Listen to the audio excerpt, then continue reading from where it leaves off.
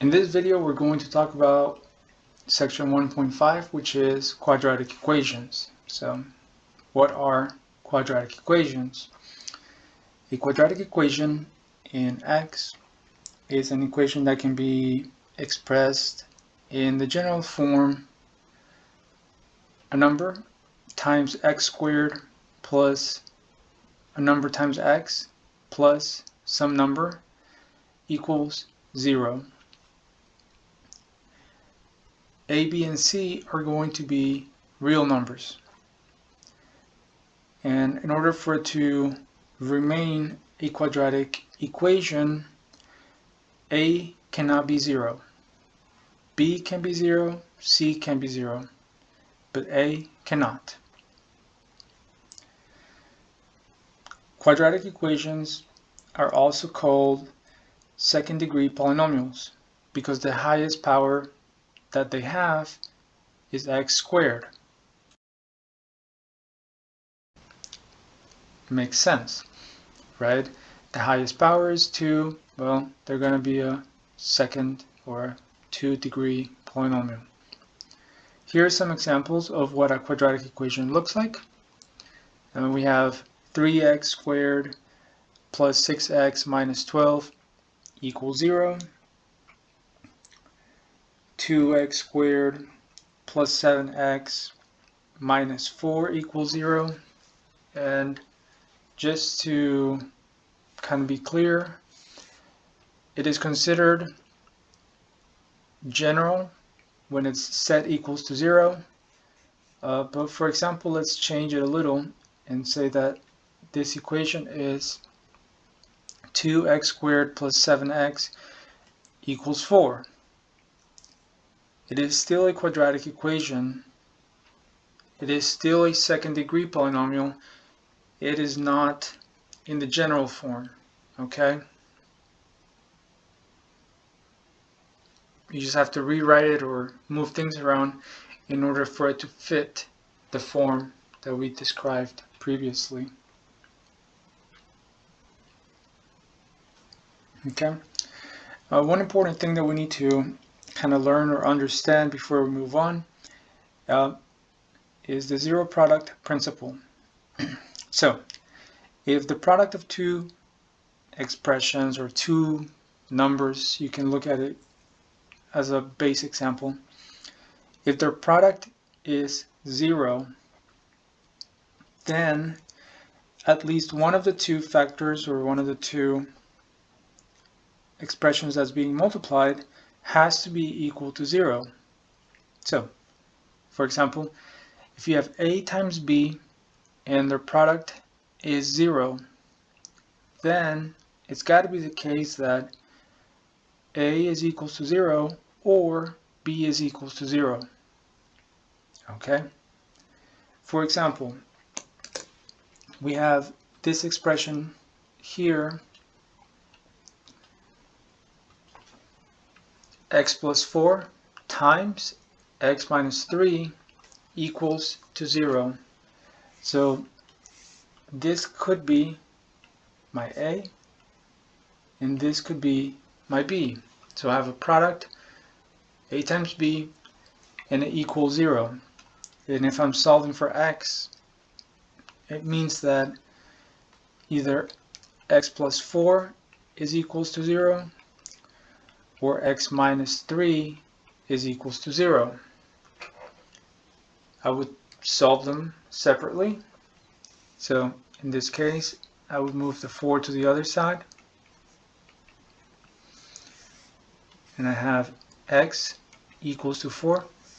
And on the other equation, I would add 3 to both sides. And we'll have x equals 3. So this means that this equation has two solutions. It equals 0 when x equals 4 or x equals 3. X equals negative 4, sorry. When x equals to negative 4 or x equals 3. Because if you put in a negative 4 here, negative 4 plus 4 is 0, And it doesn't matter what the number is here in the parentheses on the right, anything times 0 equals 0. So it comes out to be a true statement, and that's what we're looking for.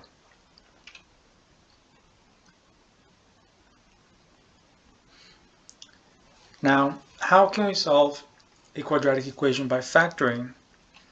The idea is that you want to be able to use the zero product property, but what if something is not given to you as a factor already, or a product of two things equaling 0?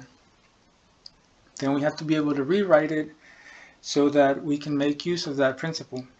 So, if necessary, you want to rewrite the general form, which is this: ax squared plus bx plus c equals to 0. You want to be able to write it in that form. The second step says factor completely. Step 3 will be to apply the zero product principle.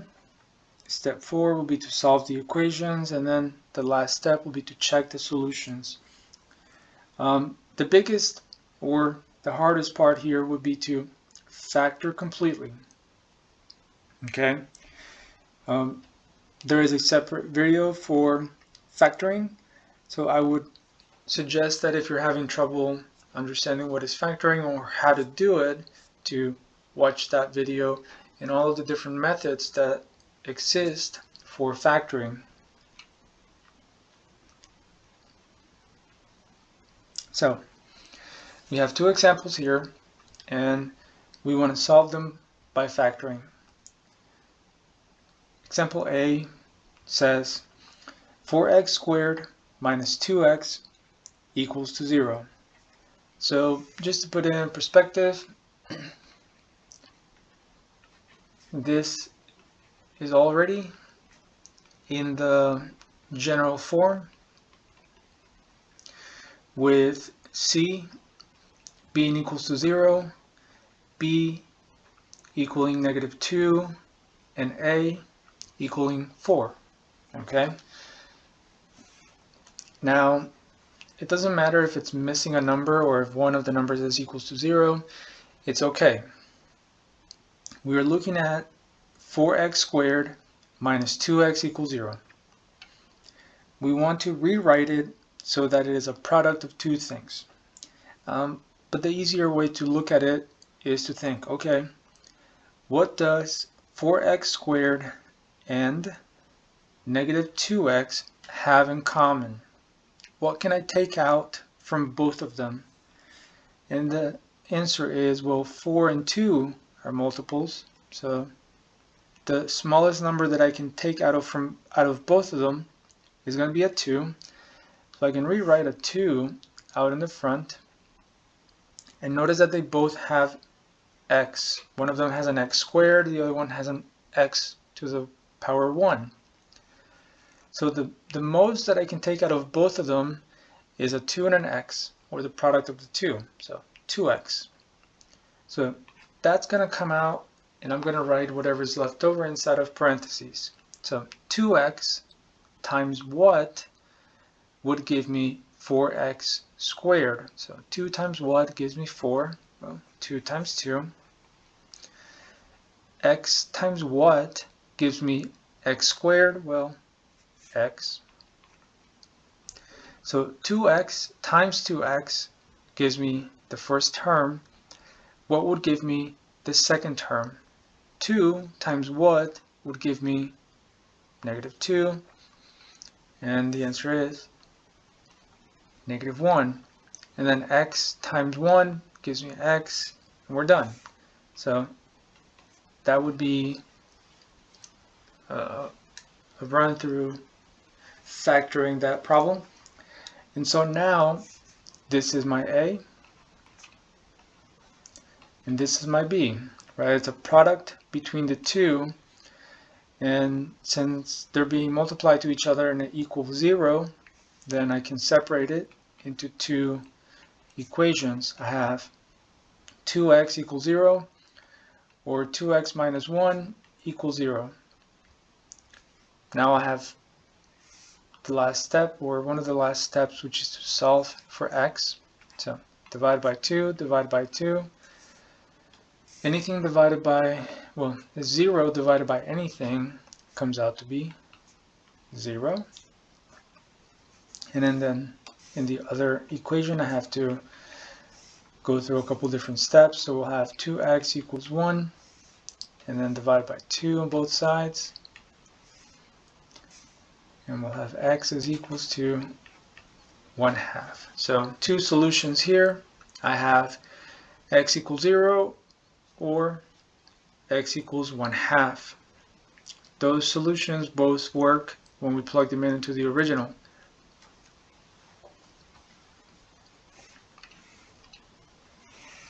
Second problem, it's a little harder. Notice that it looks similar to the one that we started with, but instead of equaling 0, it equals 4. And we cannot do the zero product principle when it equals some other number other than 0. So the first step is to write it in the general form, means move the 4 to the other side. And so our equation now looks like this: 2x squared plus 7x minus 4, and all of that equals 0. So here comes the harder part. This is going to be, if factorable, is going to be factored into two sets of parentheses, where it's going to have two pieces in each set of parentheses. So a binomial is what it's called. There's an element here in the front, there's an element here in the back, an element in the front, and an element in the back. And the product of the first times the first gives me this first term. So 2x squared can be factored into 2x times 2x. And now I'm looking for factors of 4, or more specifically, -4, right? And we're going to skip a couple steps here, kind of go straight into it. And 4 and 1 are the numbers.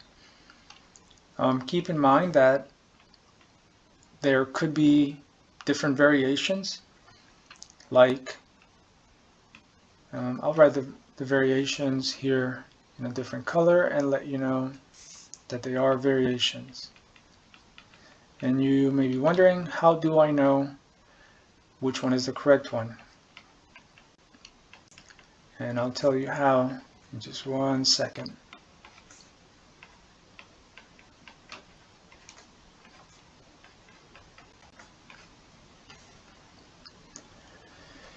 And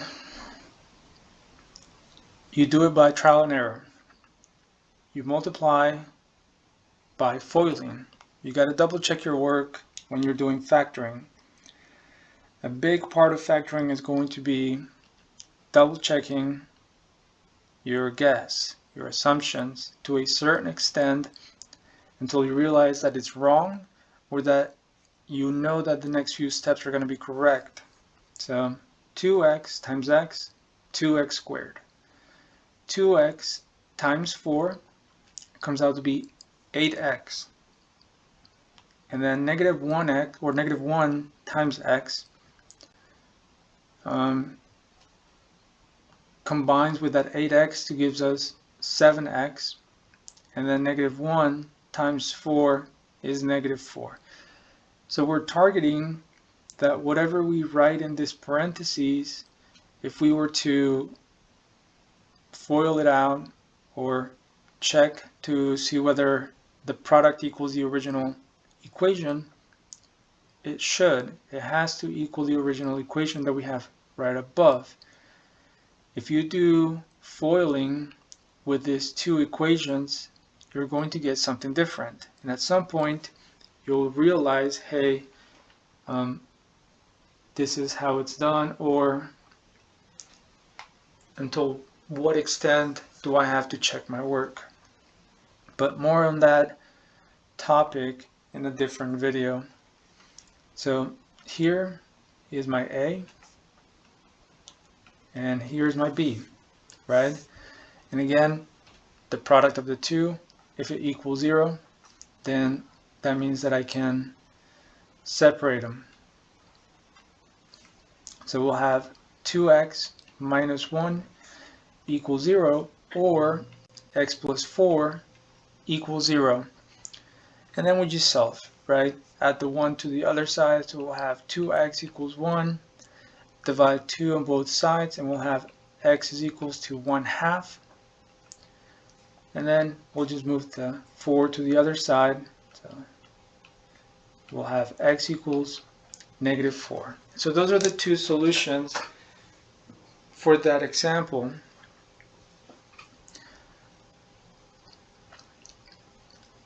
And you will only get better at this by practicing. So I suggest that you do a couple different problems, practice, until factoring just makes sense.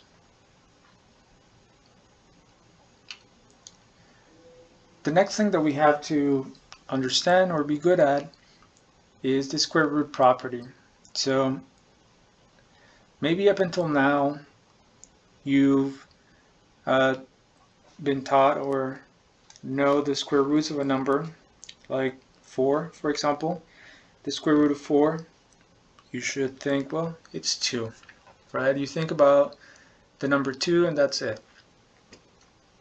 But that is only the primary square root of the number. But what if you have something else that's under the radical or being squared? Not just a number, but an algebraic expression like we have here. So the square root property is going to help us deal with this situation. So when a quadratic equation of the form u square equals d, where u could be an algebraic expression and d is just a non-zero real number, can be solved by using the square root property. So if you have something squared equals to a number, then it's going to have two solutions. Okay? What does that mean? If u square equals d, then u, not squared, just u by itself, is equals to the square root of d or the negative square root of d. Okay, so going back to, I'll write it here so that you see what I'm talking about.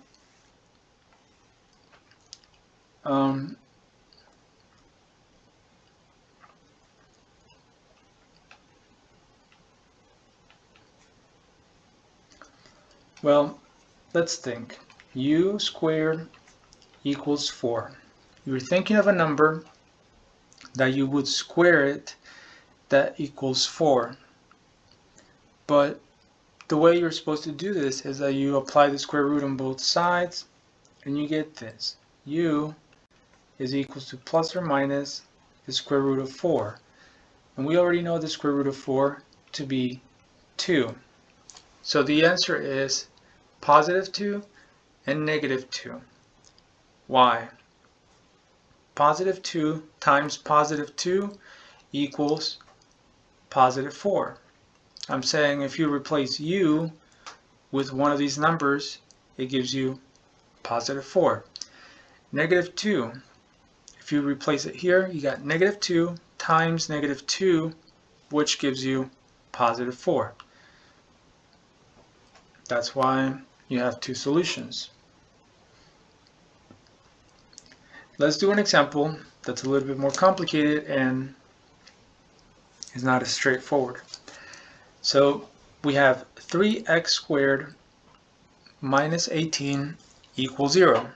And we want to solve this using the square root property.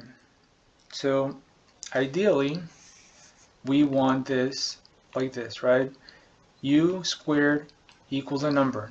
So I want the variable by itself as much as possible if I can do it, and then equals to some number, right? That's what I am trying to go for.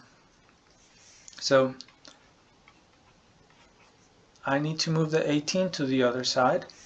So move the 18 to the other side, add 18 to both sides, and we'll have 3x squared is equals to 18. Perfect. Then we will divide both sides by 3. We have x squared equals to 18 divided by 3 is 6. And I'm looking for a number that when I square it, it gives me positive 6. So here I'm going to apply the square root, and anytime that I apply the square root property to both sides, wherever the number is by itself or the expression that doesn't have a power 2, that's the one that gets the plus and minus. So we get cancellation here of that power 2 and the square root, and we're left with the answer. X is equals to plus or minus square root of 6.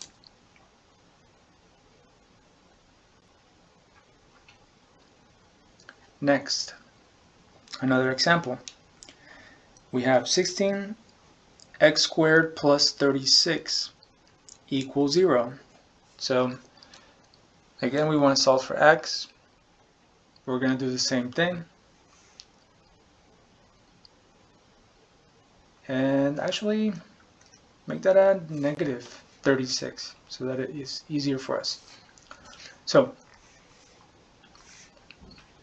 we begin by moving that 36 to the other side.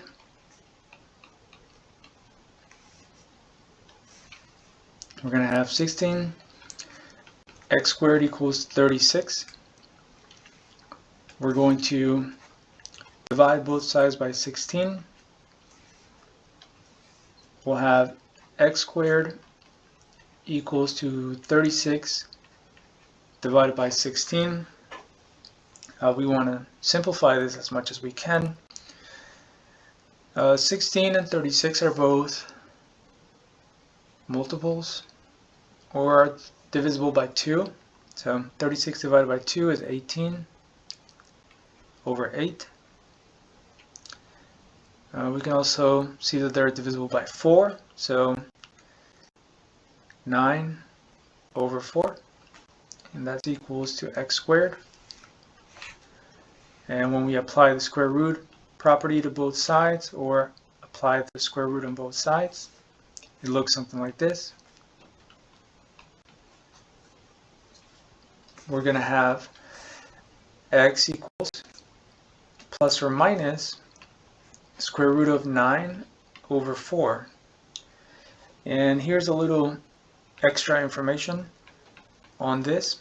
You can break the square root over numerator and denominator. And so what is the square root of 9? And what is the square root of 4? And we are going to be left with x is equals to plus or minus 3 over 2. And that would be the solution to this problem right here. It's going to have two solutions.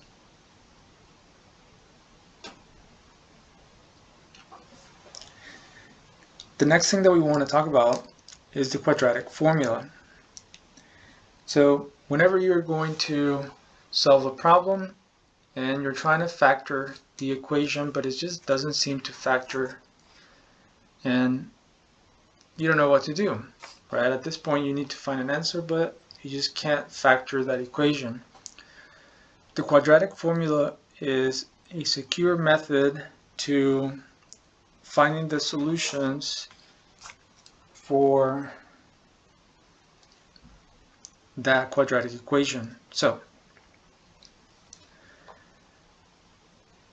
same as before, the solutions of a quadratic equation in the general form, ax squared plus bx plus c equals 0, with a not equal to 0, are going to be found by this. So x, or the x values, are equal to negative b plus or minus the square root of b squared minus 4ac, and everything is divided by 2 times a. A, b, and c values come from the equation that you're trying to solve.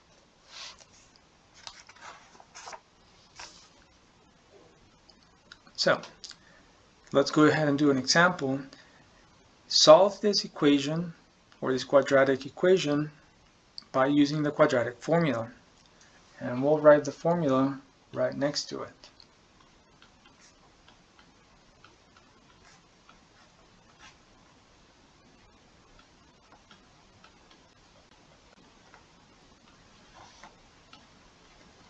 Negative b plus or minus the square root of b squared minus 4ac.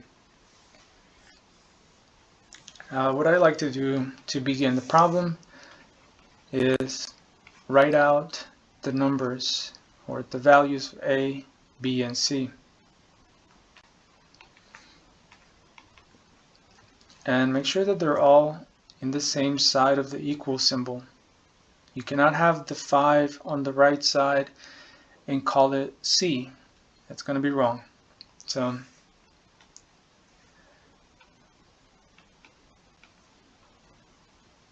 just the numbers, not the variable that goes with it.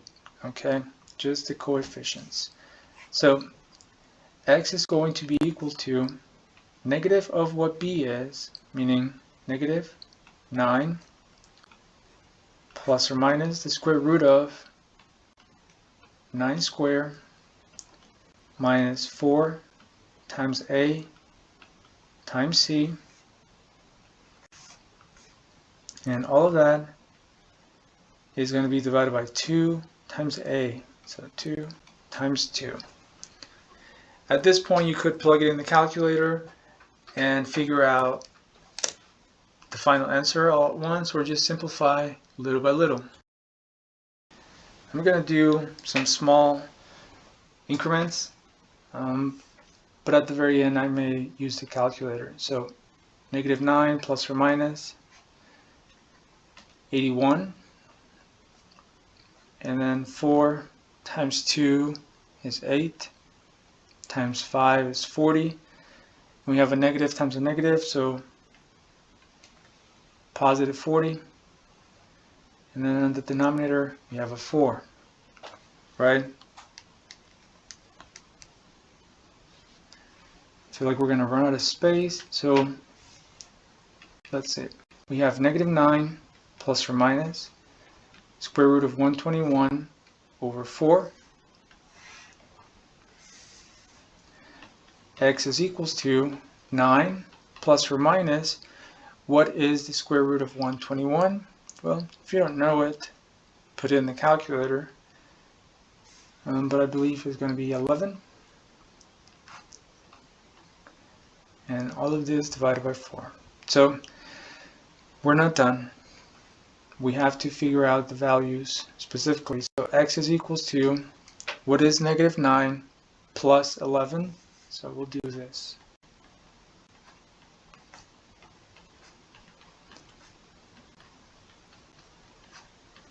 It's got to be separated by the signs. One for the positive or the plus, and one for the minus. So negative 9 plus 11 comes out to be 2 over 4, which is 1/2. And then the second solution is going to be negative 20 over 4, which comes out to be negative 5. So this original equation is going to have 1/2 and negative 5 as the values of x that can make it equal 0. Okay?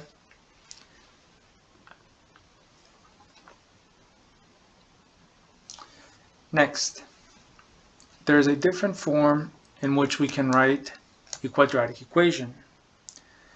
We can write it in what we call a standard form, and it looks something like this. F of x, or the function, same thing as y. Y equals some number times x minus h and all of that squared plus k, where the value of a does not equal 0. This is not necessarily the same as the previous form, so the a values are not the same thing, just a number times x minus h to the power 2 plus k.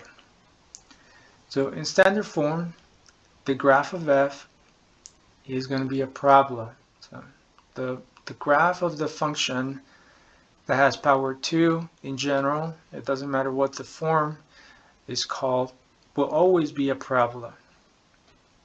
And it's going to have a vertex at the point h, comma k. So this point is going to be what we call the vertex, or the turnaround point in the graph. The graph has some characteristics, like the parabola is symmetric with respect to a line. There's a line down the middle by which it is symmetric.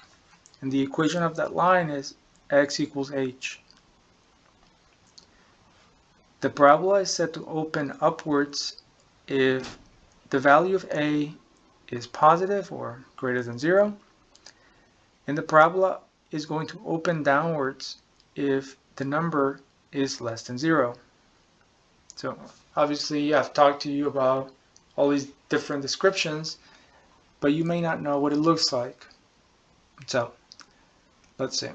What does the graph look like? So a parabola is this purple line. A parabola is this curved line with one turnaround point.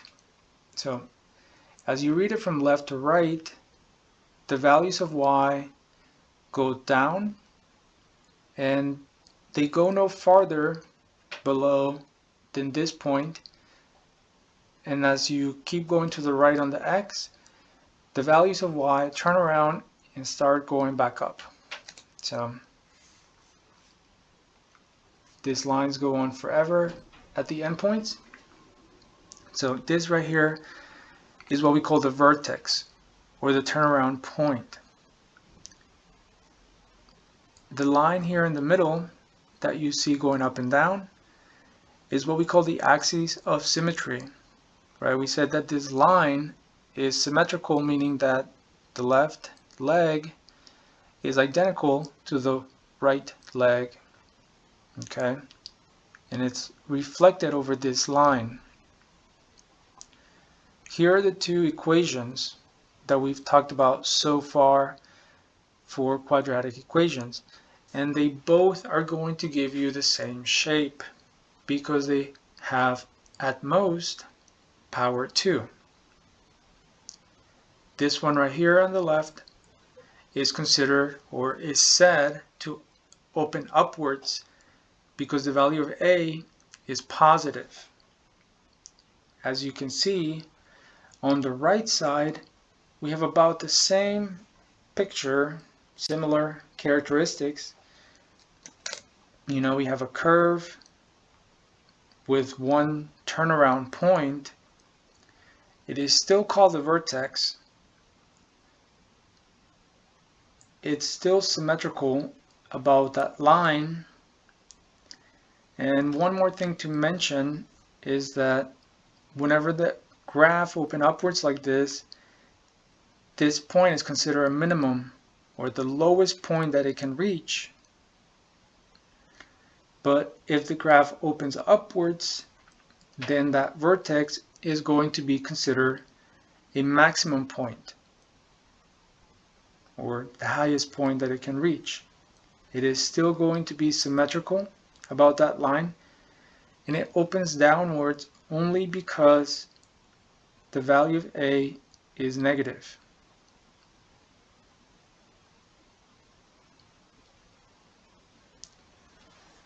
Now, one more piece of information is, how do I find the vertex for an equation that is in general form? So remember, general form is ax squared plus bx plus c. You can't just look at it and say a or b or c are the vertex values. So what you're going to do is follow this easy procedure. The vertex can be found by first picking out the a, b's, and c's from the equation, mainly just a and b, and performing negative b over 2a. That's going to be the x value of the vertex.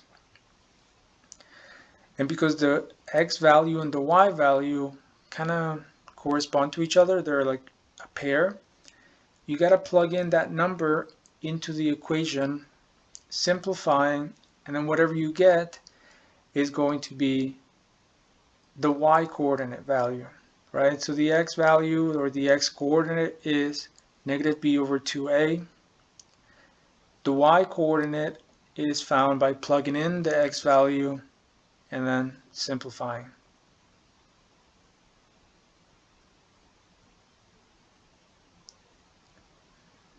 That's everything for this video. Thank you for watching.